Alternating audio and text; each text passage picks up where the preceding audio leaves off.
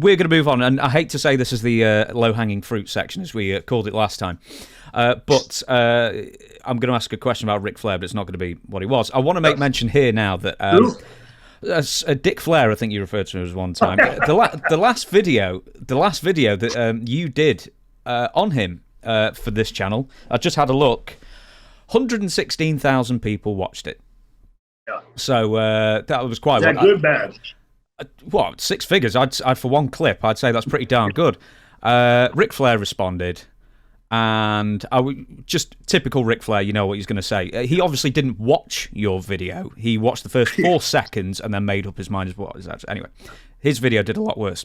But I'm not going to ask about that. I'm going to ask you about when you first came up with the idea to do the inter-promotional Shane Douglas, Ric Flair, ECW versus WCW matches. How, from conception to when it was almost a reality, how many weeks or months was there? Yeah, it came that close. It was probably months.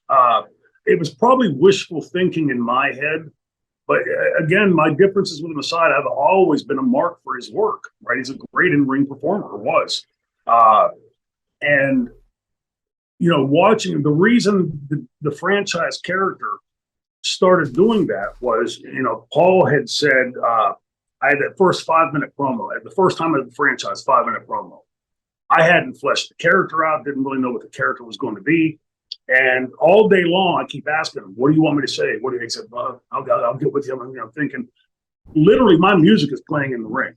I've never done a 5-minute promo. That's a long promo, and for anybody. And my music's playing. I went, Paul, what do you want me to say? He went, whatever you want. And it threw me for about a second. And I thought, I got this. So being in Philadelphia, I was well aware because it was a mark for Ric's work. You know, Charlotte, of course, he was a god, right? Could walk on water in Charlotte. But Chicago and Philadelphia weren't far behind. Those 2 towns, like, he was right there, you know, like really, really idolized. And so I thought, let's say something about it. If Paul wanted me to be the new 60-minute man and the updated version of him, at one point, Paul had floated the idea of me doing his woo and his chop. So you out of your fucking mind? I'm out here burying the guy and then I'm going to copy him. So, you know, I went out, and part of my shtick then was to bury Flair, thinking burying Flair in Philadelphia is going to get heat on me. And instead, the next time I come, if people hold up signs, Flair is dead, franchise new 60-minute man, stuff like that, almost turning me face. Like, no, not what I'm looking for, right? Now, how that translated, when I told Flair that story, Flair tried to say I tried to put all the heat on Paul, and then I told him that it was all made up and that I was not trying to, you know, like, dude, that is not what I said. I looked him in the eye and said, here's why I said these things. And so when this starts to happen, and after several months of doing these promos, and it was clear that he was not coming, Arn had come in for a show. Paul would always threaten WCW lawsuits that we'd get. That's how we got Pillman. That's how we got Sherry originally. That's how we got Arn, Bobby. Mick as well. I mean, Mick came around that time, didn't he? Yes. Yeah. And Arn had come in, and when he walked into the building, you know, Arn and I have always gotten along great. By the way, heartbreaks. Arn, so sorry for your brother with Brock's passing. I mean, it's just heartbreaking. But he, you know, Double Ace is such a good guy and a phenomenal wrestler and teacher. He had come, like, and it was almost like he had something like to tell. And he grabbed, you know, looked at me and waved me over, went to get the ball, and huddled us into a room and closed the door. And being like, what's going on? And he started talking to Paul first. And I'm half listening, half paying attention. I'm getting, you know, thinking about my match that night.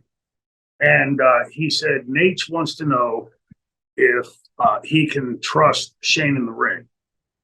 And that's what caught my attention. And I looked at him, you know, like, why do you ask? And he said, well, this is when he's having his trouble with Bischoff and coming up with the contract, and was floating the idea of us bringing him in. And I don't know, he and Paul talked privately also.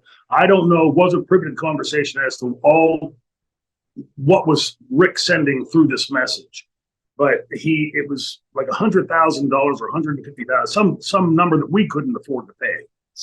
And so right there on the cuff, I came up with the idea. I said, well, why don't we do a series of 3 matches? And to show Rick that I'll do business, first match will be in Charlotte. 50, 55 minutes, I'll do the favor for him. Second match in Pittsburgh, same thing, 55, 6 minutes, we'll slide me over. Now it's 1-1. Now we have to have the rubber match, Philadelphia. And I told Paul, we'll run the Spectrum. This will be our first pay-per-view. And give him, I think, like at that time I said, give him 10% of the gate and the buy, whatever that would have been. And that was pretty much where the conversation was left. And lickety split, like that week or within the next week or two, we hear that he'd re-signed with WCW. And Paul wanted me to continue hitting Flair in these promos. And I said, look, Paul, it's almost pathetic now. We know he's not coming. Prior to that, there was still maybe a questionable chance. But after that, we knew he wasn't coming. It was sort of looking pathetic. Like the old Vince McMahon thing that I agree with to a tiny degree. Don't talk about the other companies because you're giving them time, right? Now, ECW was different because we were the small guy trying to make our bones.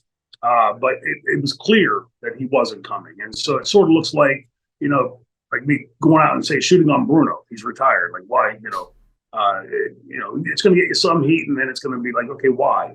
And Paul wanted me to keep doing that. And for a while after I did do that, like throw him in here and there, like the Dick promo.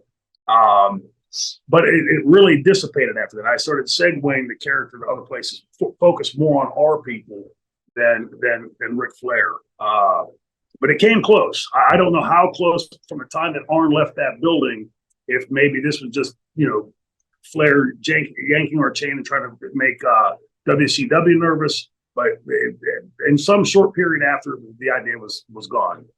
Yeah, as you said, he re-signed with WCW. In my mind, it was always a cross-promotion with ECW and WCW, but that wasn't the case. ECW was actually going to bring Flair in for a short time.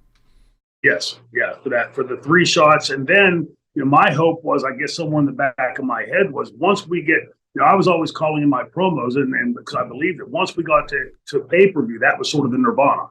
Right, that was us getting to the promised land, and at that point we would grow much bigger and faster.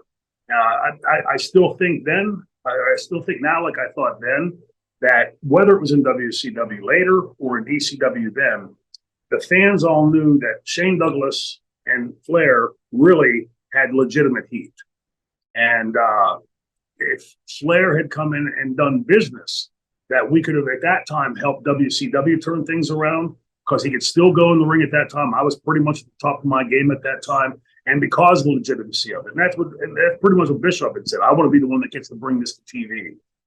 We tried in ECW and failed. Tried it. Bischoff tried. What surprises me is that Bischoff wasn't keen enough to see as soon as he started the politicking, which was literally the first day I was in there with him. That he didn't know what Flair was up to, that he was in some way sloughing off this angle that was, in my mind, meant to help start turning the corner, and he started burying from the very beginning.